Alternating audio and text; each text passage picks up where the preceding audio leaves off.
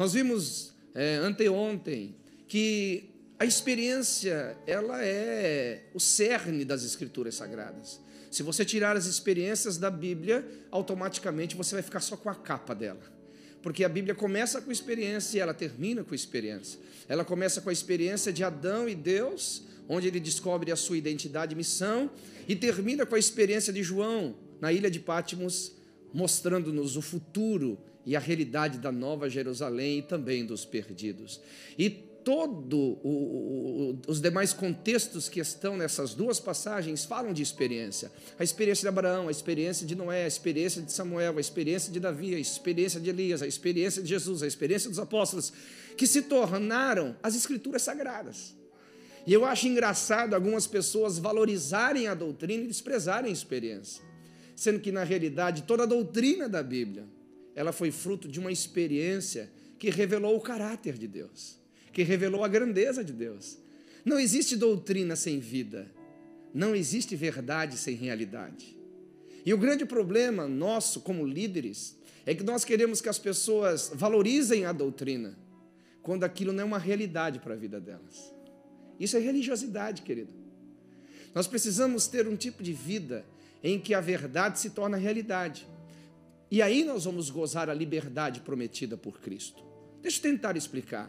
A verdade é verdadeira por si mesma. Ninguém pode nada contra a verdade, senão pela verdade. No entanto, nem toda verdade é libertadora ou transformadora. Simplesmente por quê? Porque ela deixou de ser verdade? Logicamente que não. Então, por que a verdade não é libertadora na vida de algumas pessoas? Por que a verdade não é transformadora na vida de algumas pessoas? O livro de Hebreus, capítulo 4, versículo 2, diz que as palavras de boas novas também foram anunciadas a eles, mas elas de nada adiantaram, pois não foi misturada pela fé por aqueles que a ouviram. Ou seja, estou falando da palavra da verdade. Por que não foi transformadora?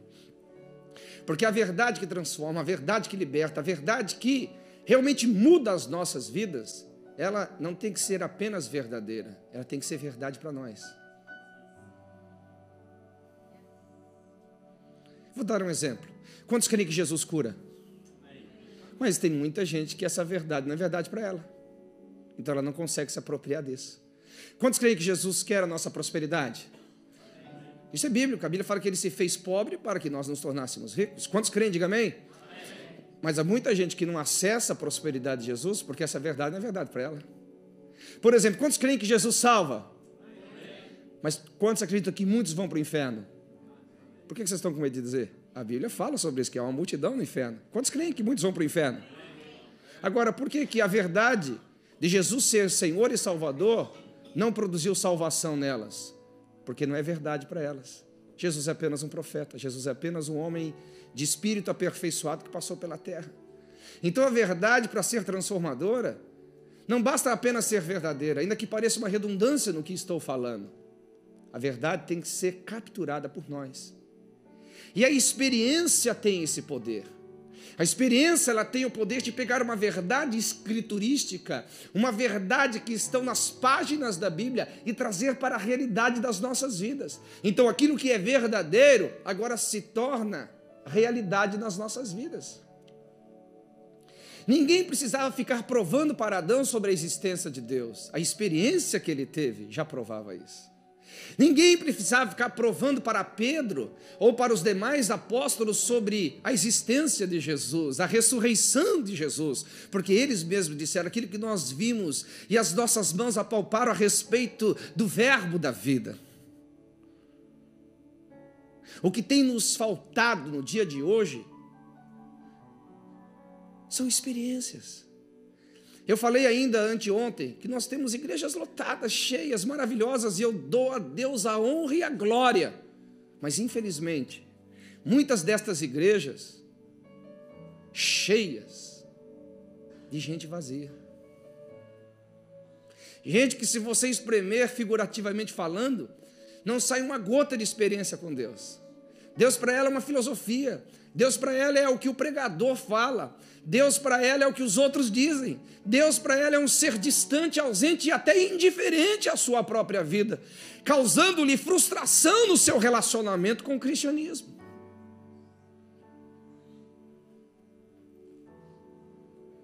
E eu não creio que Jesus quer que nós, como líderes, constituamos um ministério assim. Ainda anteontem, eu estou fazendo um breve resumo para poder inserir você no contexto do que Deus está falando. Ainda anteontem, eu falei que o propósito de Deus é que cada um de nós, ministros que estamos aqui, cada um de nós, cristãos que estamos aqui, sejamos como a estrada de Damasco para Paulo. Um lugar onde ele passou e não saiu diferente, e saiu totalmente diferente, e não saiu igual. Que a sua igreja onde você pastoreia seja isso. Que o ministério que você lidera seja isso. Que as pessoas que você discipula experimentem isso. Você precisa aprender essa verdade. Eu vou ser como uma estrada de Damasco. Olhe para o seu irmão e profetize. Você vai ser como uma estrada de Damasco. As pessoas que passarem por você, as pessoas que estiverem debaixo da sua influência, as pessoas que estiverem ao alcance do seu ministério, serão transformadas de forma extraordinária. Amém, queridos? Bem, então, resumindo, o resumo do resumo, para não perder tanto tempo, nós vimos que não precisamos ter medo da experiência, porque a experiência genuína, produzida pelo Espírito Santo, ela é cristocêntrica, ela sempre revela Cristo. A experiência genuína, produzida pelo Espírito Santo, ela sempre combate o pecado, nos arrancando do mundo e nos levando para Deus. A experiência genuína produzida pelo Espírito Santo, ela sempre, absolutamente sempre, vai nos levar ao destino, à razão da nossa existência. A experiência profunda e verdadeira com Jesus sempre vai fazer de nós homens que poderão dizer: encontrei uma razão para viver, que também hoje é a minha razão para morrer. E é sobre isso que eu quero continuar hoje. Querido, se você olhar na Bíblia, todos os homens que tiveram experiências, à semelhança de Paulo e todos os demais personagens, foram homens que se tornaram automaticamente comprometidos com Deus e o seu reino. Comprometidos com Deus e com aquilo que Ele mais ama. Eu quero usar hoje aqui uns 4 personagens muito comuns, muito simples da Bíblia, para ilustrar algumas verdades sobre o comprometimento das pessoas após terem uma experiência transformadora com Jesus. O Espírito Santo me alerta, eu quero te alertar, líder. Quantos querem uma igreja mais comprometida com Jesus? Diga amém. Não vai ser as suas cobranças que vão fazer eles mais comprometidos.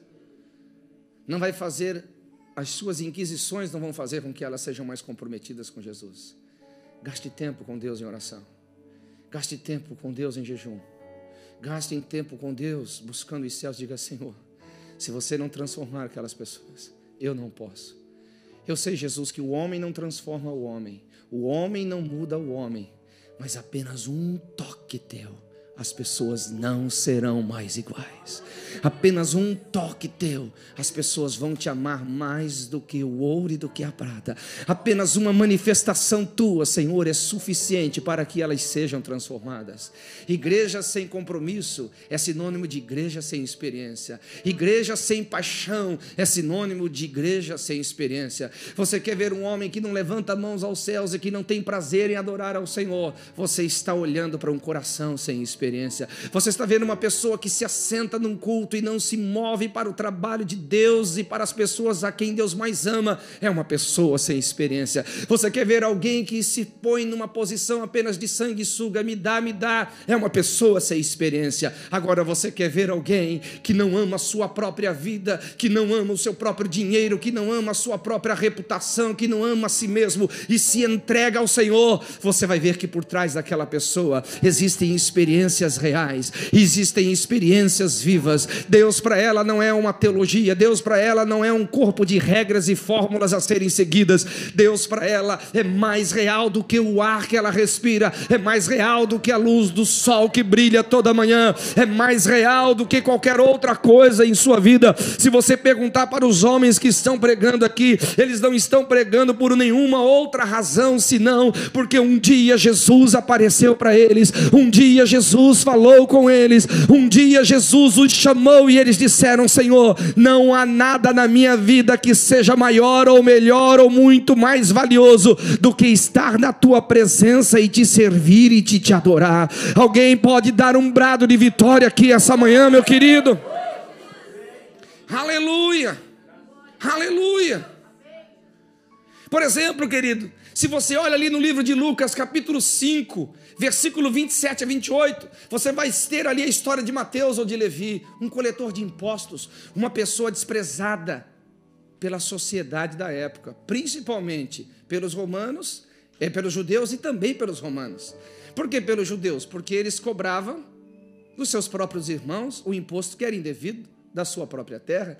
E pelos romanos? Porque os romanos sabiam que aqueles judeus que se metiam na coletoria de impostos não eram pessoas confiáveis. Porque quem vai atrás dos interesses dos seus próprios irmãos por sua própria causa e defendendo outra pessoa não é alguém confiável. Isso é muito forte. Mas Jesus, quando olhou para ele, o chamou. E você vai perceber que Mateus, ou Levi, foi tocado de uma forma extraordinária pelo Senhor. Cornélio, em Atos, capítulo 10, ele teve uma visão. Ele é um homem que orava, um homem que buscava a Deus piedosamente com as suas esmolas e as suas orações. E a Bíblia fala que Deus enviou um anjo, e aquele anjo falou da parte de Deus à vida de Cornélio. Ele teve um toque transformador. Ele teve uma visitação de Deus em sua vida. Se você olhar, por exemplo, o carcereiro, lá em Filipos, você vai perceber que outrora ele estava numa posição de manter o apóstolo aprisionado para que ele não continuasse a sua obra missionária. Mas ele teve um toque de Deus, quando viu as prisões serem abaladas pelo terremoto. Se você olhar, própria Lídia, quando o Senhor abriu os seus olhos, lá em Atos capítulo 16, e ela se tornou uma mulher extraordinária. Você quer ver o que aconteceu com esses homens que foram tocados por Deus? Onde Deus se tornou real na vida deles? Lídia, imediatamente se tornou uma mulher obediente. A Bíblia fala que depois que Deus abriu seus olhos, imediatamente ela foi batizada. Batismo é um sinônimo de sujeição. É o primeiro passo em direção à obediência, em direção ao senhorio. Por que ela fez isso? Porque Deus abriu seus olhos. Se você olhar, por exemplo, o carcereiro, depois que Deus o tocou, imediatamente ele foi batizado. Por quê? Porque agora ele tinha tido um toque do Senhor. Então Deus era real e ele não teria dificuldade de se submeter e de se render a alguém que é real em sua vida.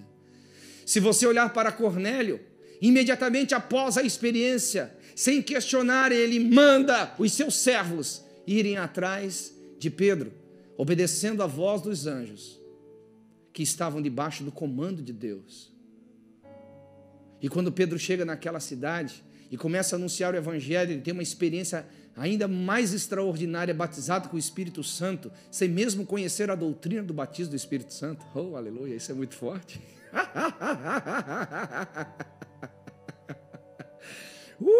Aleluia. A Bíblia fala que imediatamente ele e sua casa foram batizados. Se você olhar Mateus, ele deixou tudo, absolutamente tudo, para trás, e imediatamente começou a servir ao Senhor. No dia seguinte, estava fazendo uma festa na sua casa, não para promover entretenimento, mas para manifestar o reino dos céus. Você não imagina, líder, o poder de uma experiência na sua igreja. Aquilo que você está tentando há anos, um só culto, o Espírito Santo pode transformar a sua igreja. Aquilo que você está tentando há décadas, uma só visitação, a sua igreja poderá ser transformada. Aleluia. Acho que você não está entendendo, meu irmão.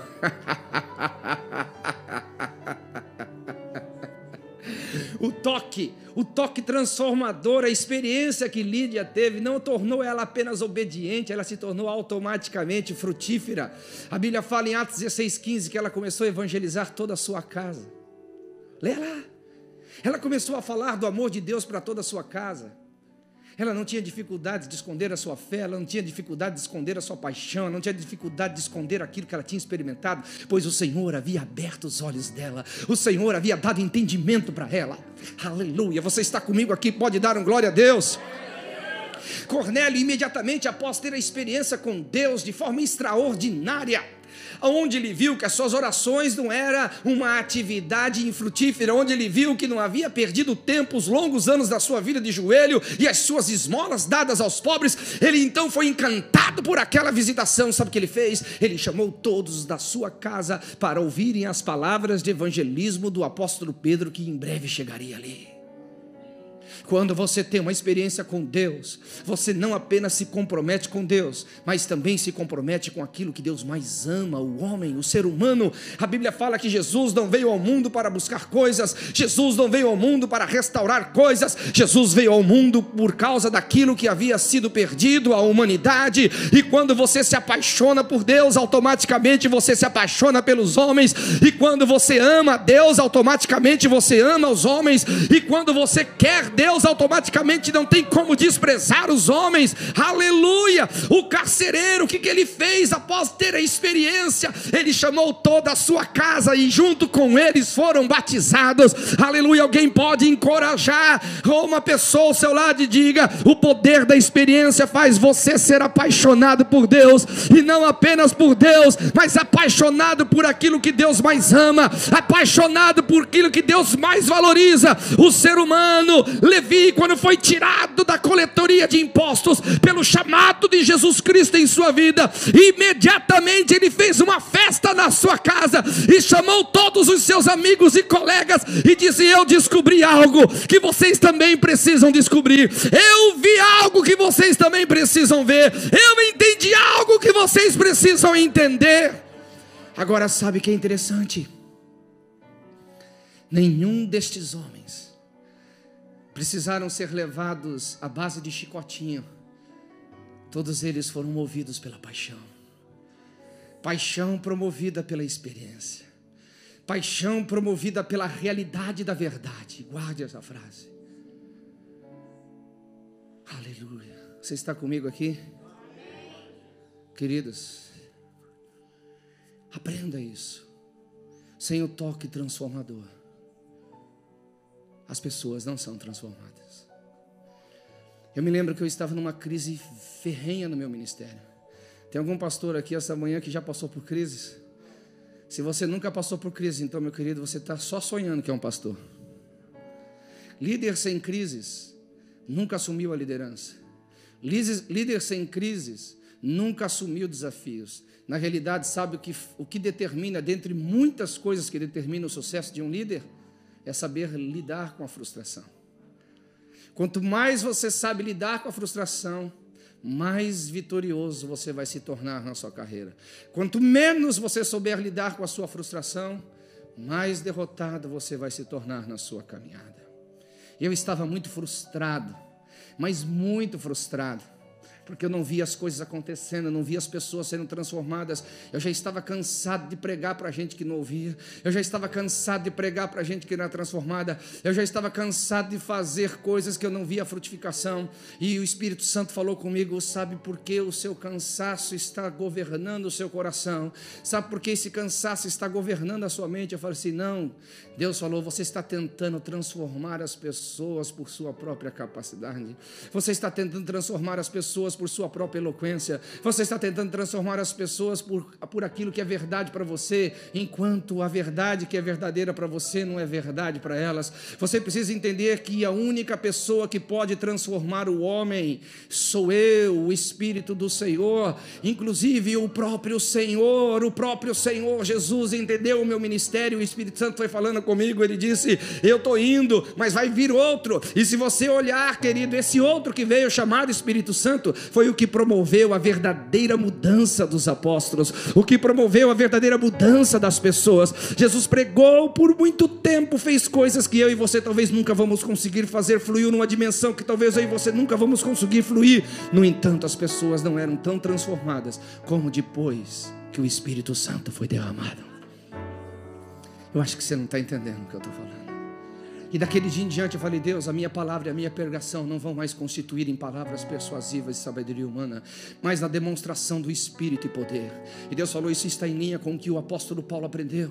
E o Espírito Santo foi ministrando comigo e me levou lá para quando Paulo falou aqueles homens eruditos e eloquentes do Aerópago em Atenas. E a Bíblia fala que Paulo teve o discurso mais assim elaborado do seu ministério. Ele foi perfeito na homilética, ele foi perfeito na exegese, ele foi perfeito na sua forma de abordagem. O público-alvo havia sido atingido, a forma correta de se comunicar às pessoas havia sido praticada. No entanto, o resultado havia sido mínimo, porque Paulo estava apenas filosofando sobre a verdade do Evangelho. Quando Paulo sai dali, você percebe que ele vai direto a Corinto, e quando você chega na carta que Paulo escreve a Corinto, ele logo começa dizendo o seguinte: a minha palavra e a minha pregação não consiste em palavras persuasivas de sabedoria humana, mas na demonstração do Espírito e poder, para que a vossa fé não esteja apoiada na sabedoria dos homens, mas no poder de Deus. Paulo aprendeu, e você como líder tem que aprender. Eu não estou dizendo que você não tem que pregar a verdade, não. Sem a verdade o seu ministério não subsiste. Eu não estou dizendo que você não tem que pregar doutrinas, não. Sem esses fundamentos o seu ministério vai ser um rio sem leito, ou um trilho, ou um trem sem trilho. Mas eu estou dizendo, você não adianta pregar verdade sem que elas se tornem realidade na vida das pessoas. Não adianta você pregar doutrinas que as pessoas não entendem a realidade dela para as suas vidas. Você precisa do Espírito Santo convencendo elas. Você precisa do Espírito Santo tocando elas. Você precisa do Espírito Santo trazendo vida sobre essa palavra.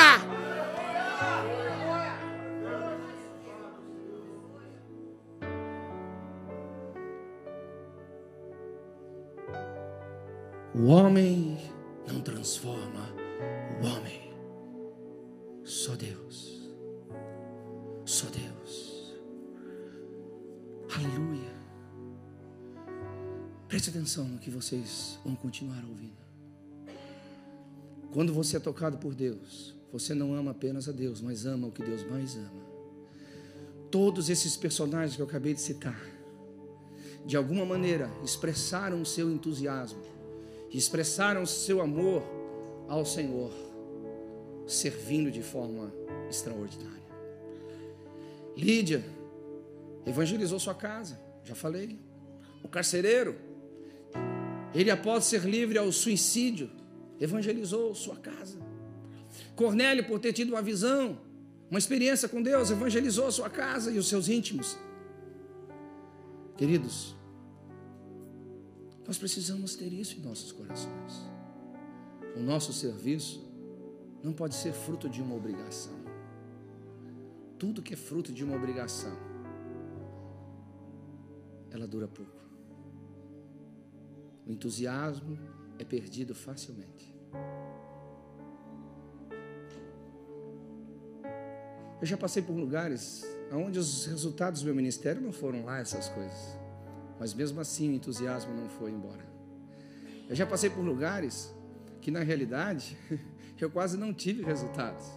E eu não me sinto menos ungido ou menos abençoado, porque quando eu olho para Jesus, ele também passou pelo mesmo. Sabe por quê, querido? Porque o meu entusiasmo não está fundamentado no sucesso. O meu entusiasmo está fundamentado numa pessoa, Jesus.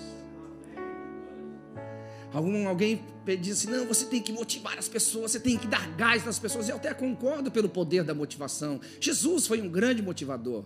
Mas o grande motivo que leva a uma ação, isso é motivação. Repita comigo: motivo que leva a uma ação. Motivação é a revelação que nós temos de Jesus Cristo. O que fez esses homens se moverem, saírem do seu ostracismo, saírem do seu lugar infrutífero e começarem a servir a Deus e ao seu propósito, foi a revelação que eles tiveram a respeito de Jesus. Se você olhar na Bíblia, por exemplo, os discípulos de Emaús, Cleopas e o outro que eu não sei o nome, eles estavam desviados do propósito. Jesus disse: olha, eu vou morrer, mas depois de 3 dias eu vou ressuscitar.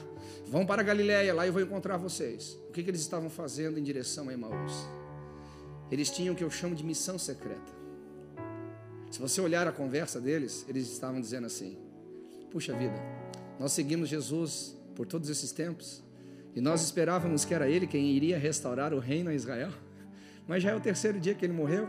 É fato que algumas mulheres viram Ele, né? Mas você sabe, mulher fala demais, então não dá para dar tanto crédito. Como é que pode um defunto de 3 dias ressuscitar? Até parece, queridos, que eles não estavam lá naquele dia quando Lázaro havia sido ressuscitado depois de 4 dias.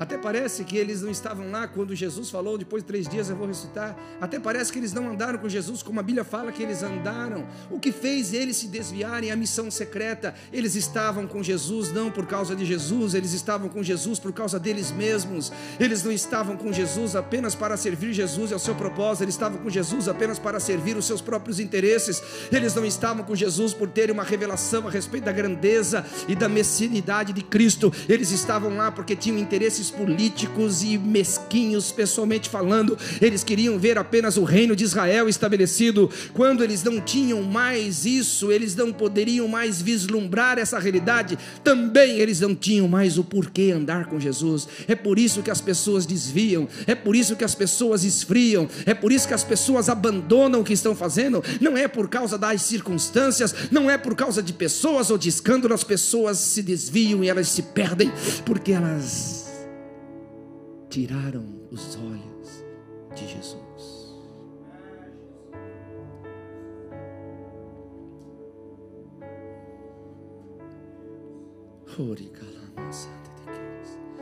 O nosso entusiasmo não tem que ser pelos resultados, ainda que os resultados nos entusiasmem. O nosso entusiasmo não tem que ser como resultado do sucesso de multidões, ainda que isso é bom e isso é importante, queridos, eu não estou desprezando. Mas se nossa esperança estiver lá, se a nossa âncora estiver nessas coisas, quando elas não existirem, nós vamos desistir, nós vamos tirar os nossos olhos dele e daquilo que ele pretende para as nossas vidas.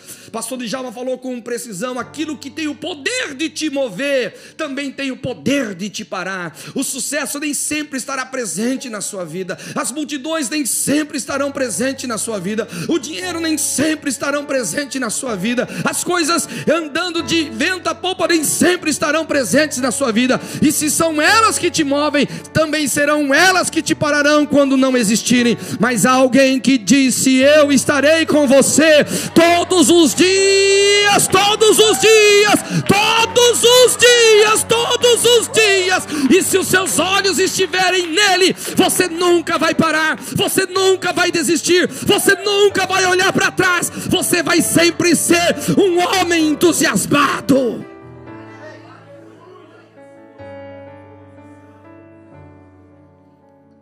Quem está comigo aqui, diga amém. Oh, aleluia. Oh, aleluia. Acreditem, o nosso entusiasmo não é fruto das obrigações impostas sobre nós no momento em que nos tornamos cristãos. O nosso entusiasmo, ele sempre será proporcional à realidade de Deus em nossas vidas, às experiências que nós tivemos com Deus em nossas vidas. Queridos, ainda que eu queira voluntariamente abandonar Jesus, eu não consigo, porque a minha consciência vai dizer: como que você vai ser tão ingrato com alguém que já fez tanto por você? Como que você vai virar as costas por alguém que esteve sempre com você? Como que você vai deixar de ser aquilo que você é e sempre foi, por causa que outros estão te criticando, te desprezando e menosprezando, diante daquele que sempre te amou, independente daquilo que você fez de certo ou errado? Querido, há uma dívida de gratidão tão profunda no meu coração, que eu não tenho como olhar para trás, eu não tenho como deixar de segui-lo. O meu entusiasmo não é fruto do meu sucesso, o meu entusiasmo é fruto de uma pessoa. Alguém pode dar um glória a Deus aqui? Alguém pode dar um glória a Deus aqui? Alguém pode glorificar, alguém pode demonstrar que ama Jesus, que glorifica esse Jesus na sua vida? Vamos lá, meu irmão, aleluia. Um dia uma pessoa chegou para mim e falou assim: sabe, Jamal, eu gosto de ouvir você, eu já te ouço há mais de 15 anos. Eu falei: que bom que você gosta de me ouvir. Eu falei: mas por quê? Eu muito curioso. Eu sou muito contrário de Djalma. Enquanto Djalma não tem nada de curiosidade, eu sou, muito curioso. E eu perguntei para ela: por que você gosta de me ouvir? Ela falou: sabe, todas as vezes que eu te ouço, parece que eu estou ouvindo um novo convertido. um cara que acabou de aceitar Jesus. Faz mais de 15 anos que eu te ouço, pastor. Eu nunca vi você falar de Jesus. Eu nunca vi você servir a Jesus. Eu nunca vi você estar com pessoas de forma frívola, indiferente. E eu percebo que isso não é só uma performance, porque performance é facilmente previsível. O dia que você está bem, você tem uma boa performance. O dia que você está mal, você tem uma mal performance. Mas eu vejo que o que você faz, querido, é fruto de uma paixão, é fruto de uma revelação que você tem por Jesus. Eu falei, você descobriu o segredo da minha vida. E eu falei para ela, e eu quero que vocês ouçam o que eu vou dizer. Eu disse, tudo que eu faço na minha vida, todo o dinheiro que eu invisto, todo o tempo que eu invisto, todo o investimento da minha vida e da minha família, é só por um dia. Eu faço tudo que eu faço só por um dia, Djalma. Só por um dia, Johnny. Só por um dia, pastor Salmão. Eu faço tudo o que faço. Eu gostaria que vocês tivessem esse mesmo sentimento. Sabe que dia? Aquele dia aonde eu vou olhar para os olhos dele, e ele vai olhar para os meus olhos, e ele vai dizer assim: servo fiel, você permaneceu em mim, você viveu para mim, você é meu filho amado que me produziu prazer em todos os dias da sua vida. Eu só vivo para isso. Alguém pode dar glória a Deus aqui?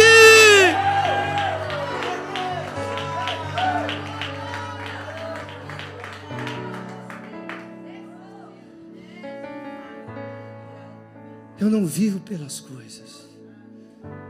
E não pensa que eu sou uma pessoa medíocre. Eu sei o que são boas comidas, eu sei o que são bons lugares, eu sei o que são boas roupas, eu sei o que são coisas maravilhosas dessa vida, mas elas não me movem. Só há uma pessoa que me move: Jesus. Jesus. Jesus.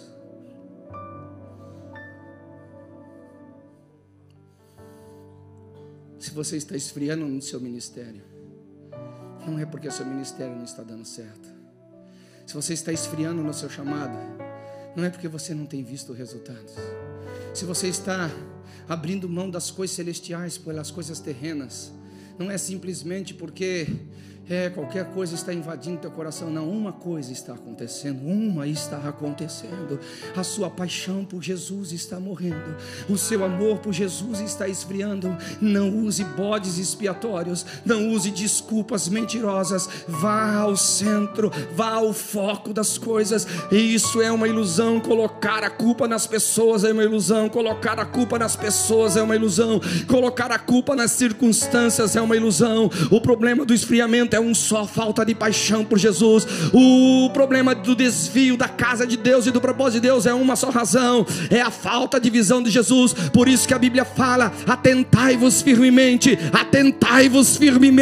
ao autor e consumador da sua fé, ao apóstolo da nossa confissão, Jesus Cristo. Nenhuma circunstância poderá te tirar de Jesus, nem a morte, nem a vida, nem anjos, nem principados, nem coisas do presente ou do porvir poderão te separar do amor de Deus que está em Cristo Jesus. Se você está em Cristo, por mais que circunstâncias venham, você vai continuar firme. Por mais que pessoas te desprezem, você vai continuar firme. Por mais que as coisas momentaneamente não estejam como você gostaria, você vai estar firme. Mas o dia que você perder a visão de Jesus, o dia que a experiência não for mais tão real para você, nada mais te segura.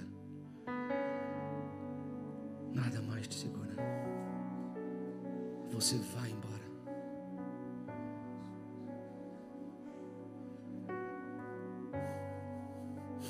Guarde o seu coração. Guarde o seu coração.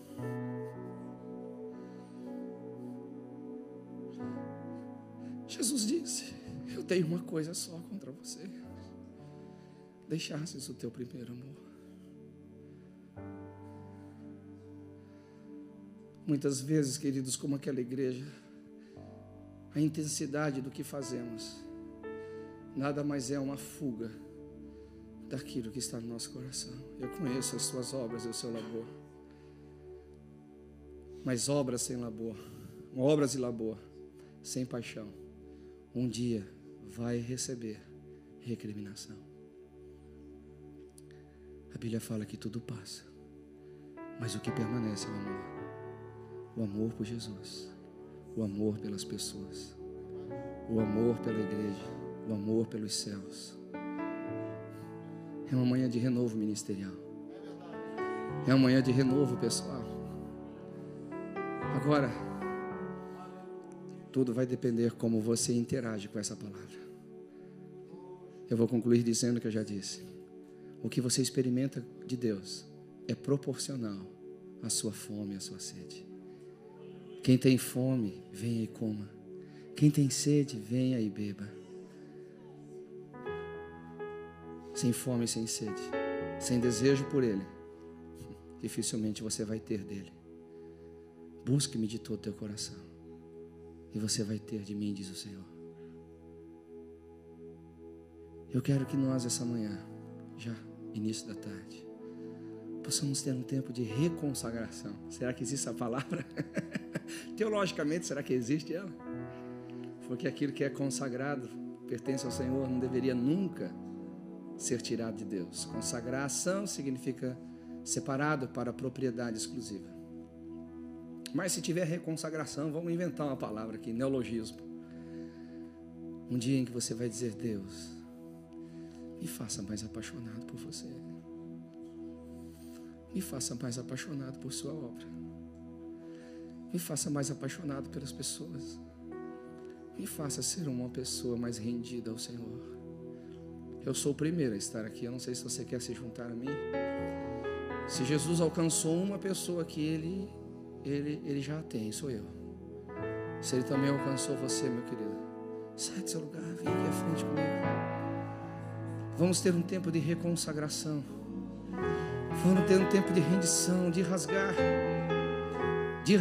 não apenas as nossas vestes, de rasgar não apenas o nosso exterior, mas de rasgar o nosso coração e dizer: